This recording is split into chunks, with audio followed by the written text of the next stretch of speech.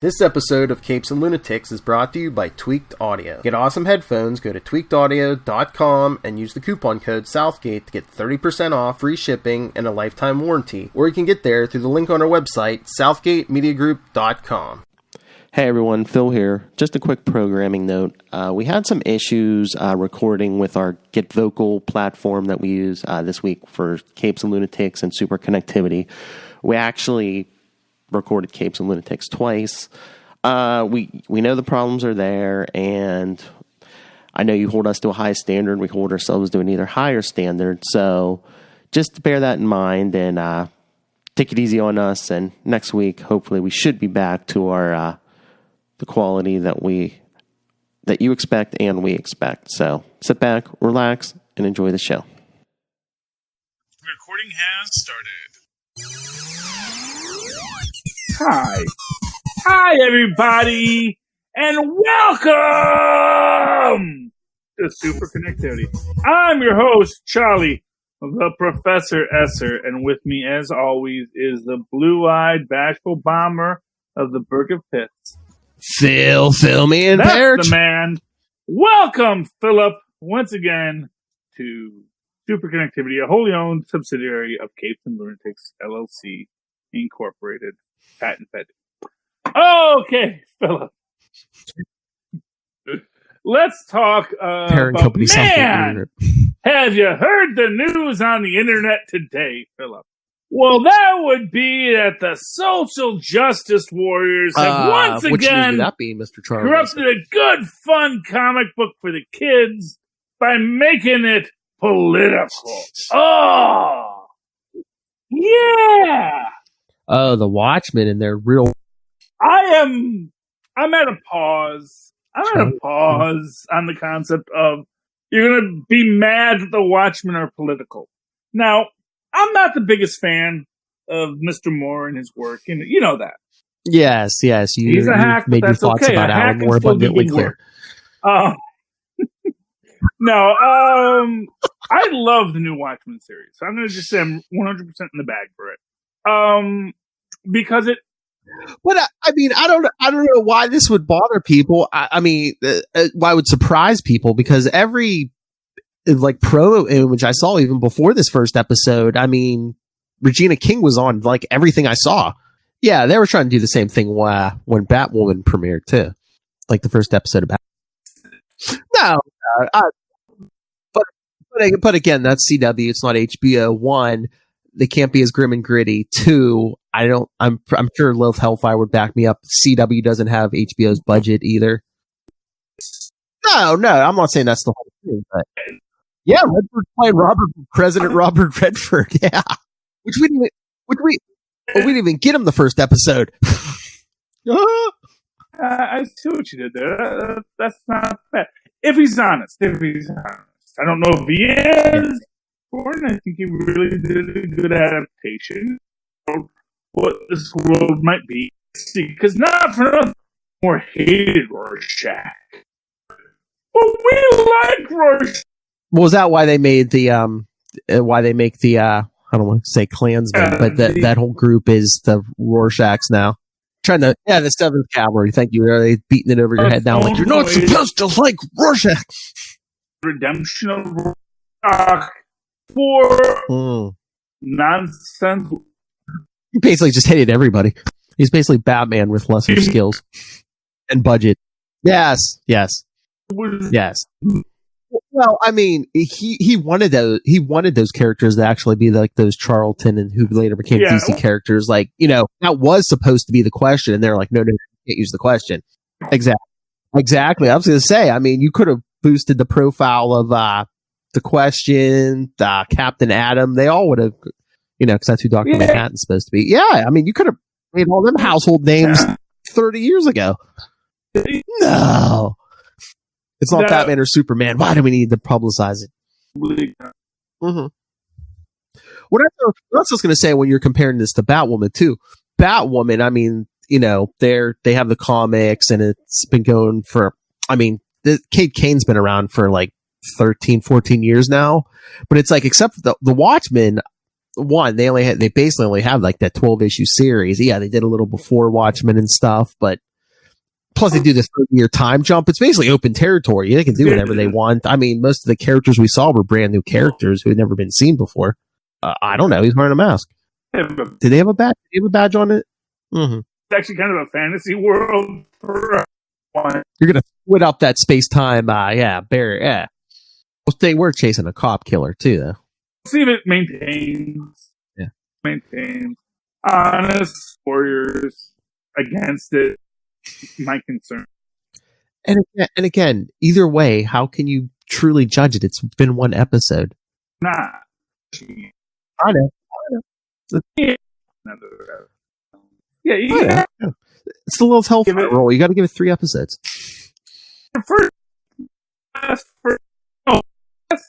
Yeah, but I mean, Watchmen wasn't weak.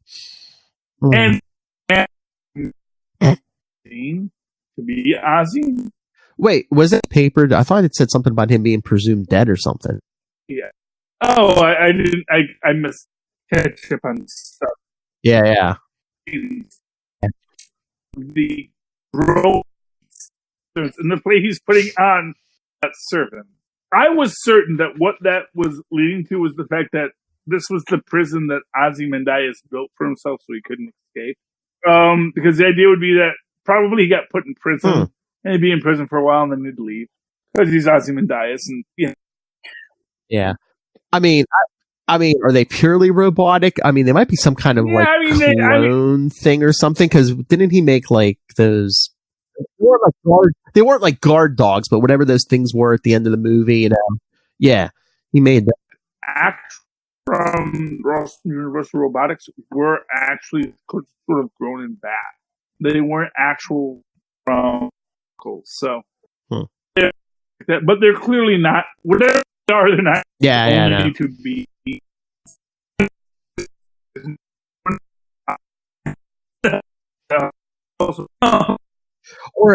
Or what's more insidious, if he created these servants and, you know, basically gave them no mind of their own, or if he just like grabbed 2 human beings and like drug them and whatever else and just like forces them to act like that. Yeah, I was gonna say, and he killed how many human beings to bring about world peace? Try to bring about world peace, though? Millions. Well, but that's he was trying to stave off Armageddon, honestly, but I mean, he basically really worked. Yeah, which is true. And the idea being that yes, he is an ends justifies the means guy, but he actually looks at it as the ends, not so much the means. So, what is the ends of him drugging 2 random old people to be his servitors? I mean, unless you're going to say, he decided they were evil people and had to control them. So, possible. Anyway, so that is Watchmen. I'm excited for episode 2 dropping this Sunday. Gotta get your HBO. HBO Max. Disney Plus's big rival coming up.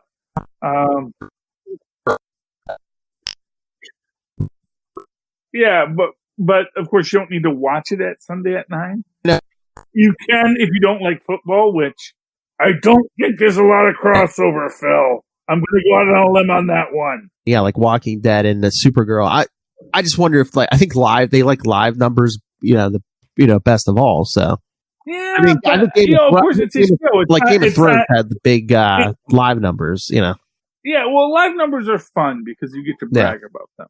But honestly, it's really just your gross numbers because it's how many unique eyeballs are. So, for example, if I watch the show 10 times, that's less valuable to them than if you and I each watch the show 4 times. Yeah.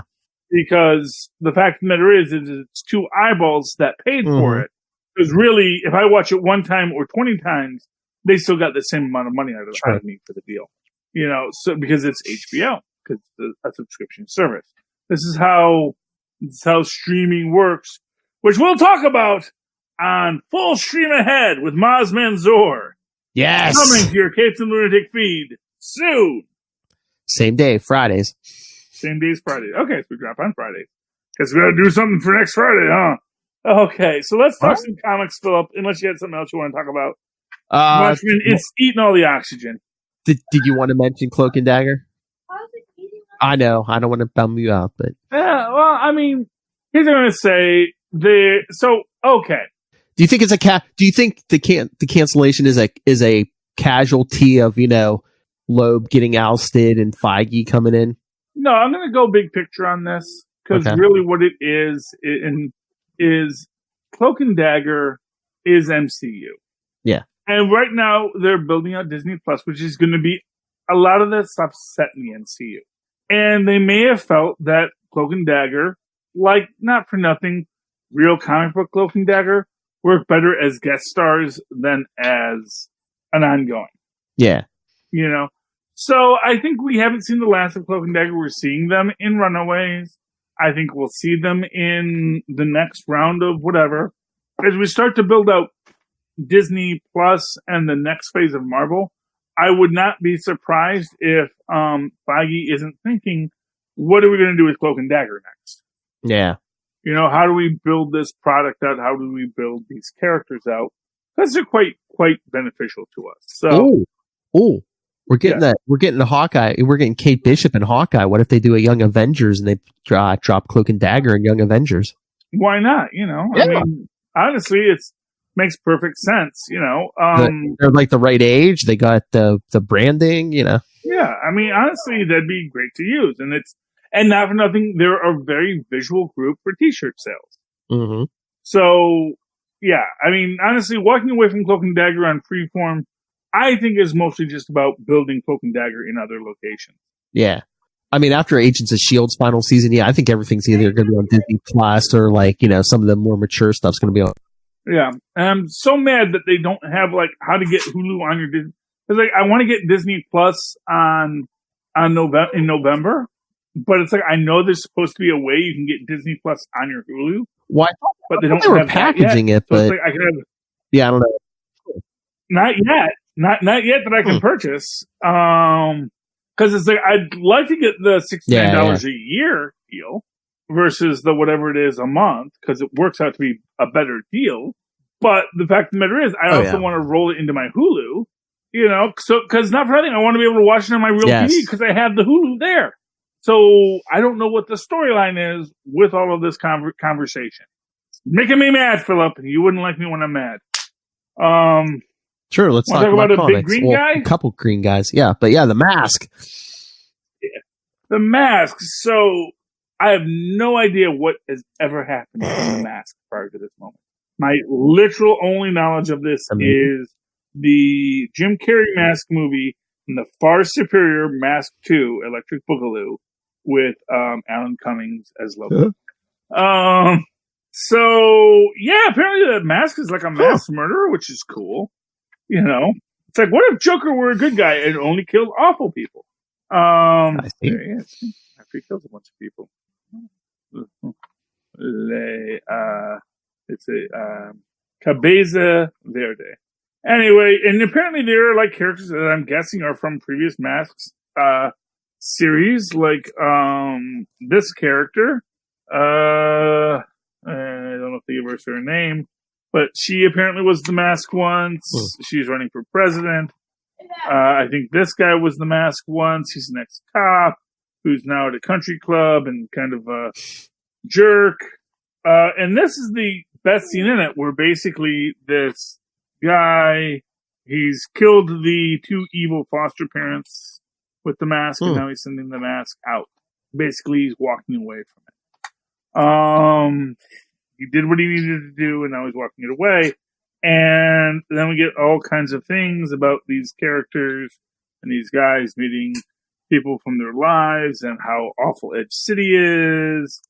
There's this guy who's trying to be president for reasons, and he's getting no traction. He's a third-party guy, clearly. But he's the guy who finds the mask, and we see the mask calling out to our previous two hosts, so much venom, saying they were always his favorite. But then the guy is talking to his wife here, saying he's going to be the MFN president. So I'm intrigued by it all. Not sure where it's going, but man, that was fun. Okay, that's fine, Tristan. What else we got? You want to talk the next Immortal big guy? 25? Yeah. Yeah, Hulk's Galactus, which we saw the last episode. Were you Okay. were you not impressed? He's twirling a shotgun. Oh. I'm sorry, what? I said, were you not impressed? I mean, I was. I tell you, I was kind of bored with this issue. I mean, most of the ending was good. I'll say that the ending was good. Yeah, the ending was good, but like most of it, it's set in the future, and it's like this. It's like, oh, the Hulk's destroyed like most of the universe. Yeah, it's basically a universe that came into existence just to be destroyed because the Hulk like took the Galactus role, and then they even make the point that this universe continues to exist because it doesn't stop just because the one below wall conquered everything. It's like, you know, the personalities are all gone, and he's basically just a engine of destruction. And then we send the freaking space-time bug back in time. To the best one, good old Sam Stearns, the leader. Now, when is this? What is this? Who is this? I don't know. Is this like contemporary with our current ideas, or I like this? Oh yeah. Through the mirror. Yeah. In fact, hey, you can read this now. Joe, are you there? Is that you? Are you there? I need help, Joe. Can't see. Yada yada yada. Bruce Banner reaching out to Joe in his final hours as the universe dies. And, it's cool. I mean, now, my big question is this going back to, like, the 70s now? I mean, that's clearly a 70s leader. Is it the 70s, though? Because, like, originally the leader had... Well, it's not really a Jiffy Pop head. It's more, it's old school leader. He doesn't have the mustache, though, so it might be modern, you know. Just got the cookie duster. Yeah, it looks like a classic long forehead leader rather than a Jiffy Pop leader. Exactly, that's true too. But like I said, no mustache now. Just he's the anti-Chaz. He's just got the cookie duster. Yeah, it's a cookie duster. A soul patch. No, let me tell you, a soul patch is just here. It's the lower lip, and everything else is shaped. We just have the bottom part. That's called a cookie duster. Hey. When you connect it, it's a Van Dyke. When you do this, it's a Fu Manchu. Gosh, how do people not know all the proper terms for facial hair? Because you dust your cookie with it before you eat your cookie. Make sure there's no bugs on it. Yeah.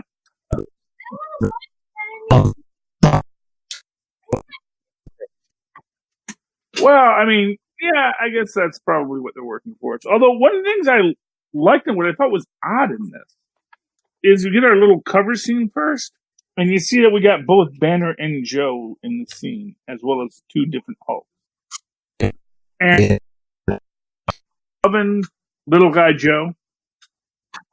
Yeah, but enough of that. I get the feeling like little guy Joe is actually the guy that actually is the most dangerous of all of them.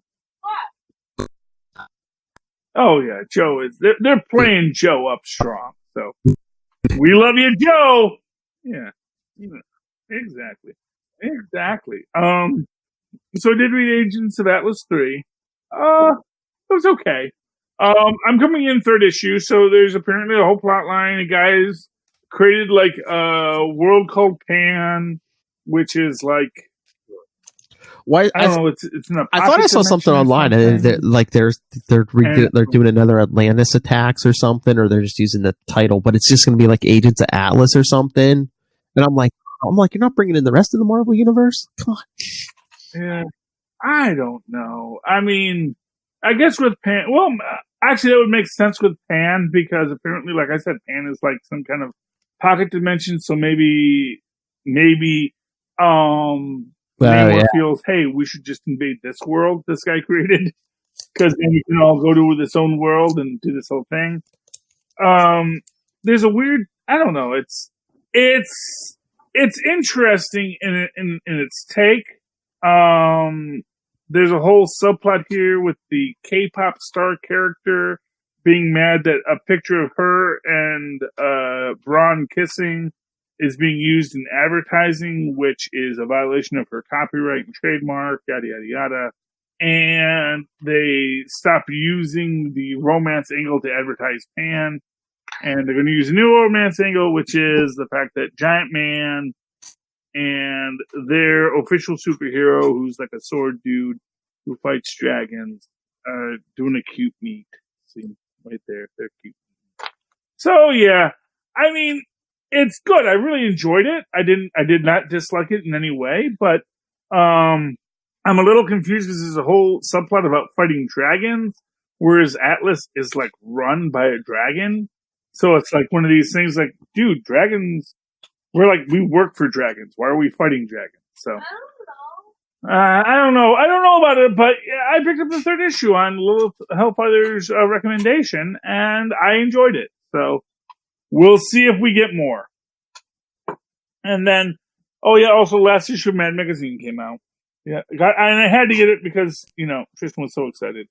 But there's not even a Pennywise parody. Pennywise is just in a parody about sequels. So, yeah, boo, a little disappointing. But, I mean, honestly, it looks good. I can't read it all.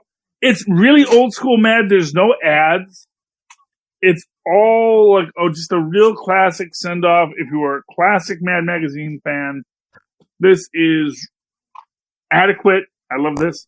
Paul Frazier, just to let you know how old the people who read Mad Magazine are. They're like as old as Little Hellfire, who is ancient.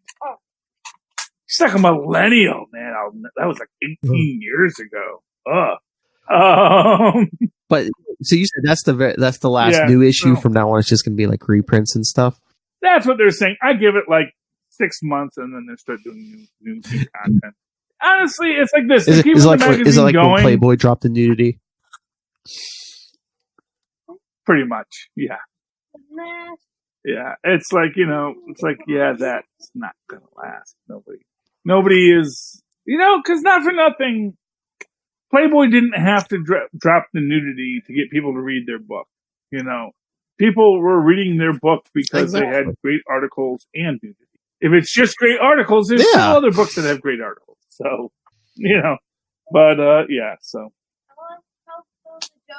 Okay, what's your joke, Tristan? Come here and tell Philip the joke you made. Okay, 1 second. Passing it off to my co-anchor here. Hey, Phil. What do you call dumb oxygen? An oxymoron. Nice. I had to give him the rim shot. The joke. There we go. Okay. And on that note, Philip, how can people reach out to you and touch you if they would so like? Well, if you want to get a hold of me, you can always email me, nightwingpdp@gmail.com.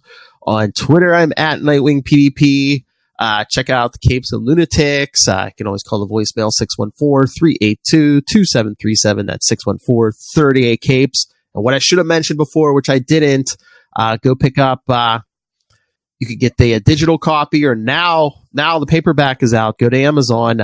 Pod Life, the book, I wrote a chapter. Several of our Southgate Media Group folks have contributed to it, and so go pick that up. It helps the business, helps our Master Doom. All hail Master Doom.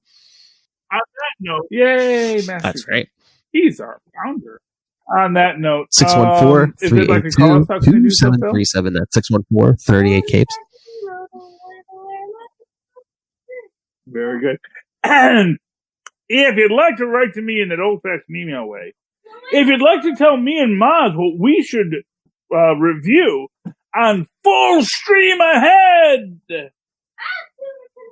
write to me in an old-fashioned email way, the way Maz and Paz once said, at superconnectivityblog@gmail.com. That's superconnectivityblog, all one word, at gmail.com. And of course, follow me on the Twitters as I live tweet many things, including the Watchmen Sunday night at whenever it comes on, 9 o'clock after Batman. At Charlie Esser, that's CharlieEssesser. Look for the 2 E's in the middle. For what? Thank you, Maz. All right, ladies and gentlemen, that has been Super Connectivity. Once again, you've been a lovely audience. Please, super connect with us again. Good night. Yay. And that's the show, Philip. Yes, Tristan. Do you have do you like post Well, me and Maz just do audio recordings, so we don't have a video component to the chat.